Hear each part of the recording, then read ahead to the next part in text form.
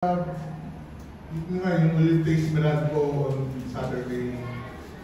Let's say, ESL mo pa kayo. But yung stretch nyo, 2 eliminations, we got Northport, Converge, and TNT. So, do you think with this kind of win, magiging susiyon for you guys to many late serves?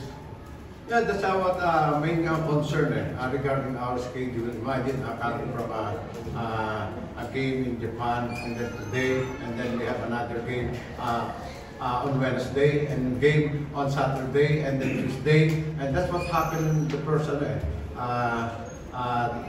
set of schedule. Sunod-sunod, imagine, but it's not an excuse to have that kind of a schedule, but we have to plan it and we have to program ourselves because effort, energy is necessary in this kind of game because a lot of teams now are stepping up, and if you notice on the standing, those teams are usually in the bottom 6 now on top 6 na. Again. But that's why our next schedule is really tough.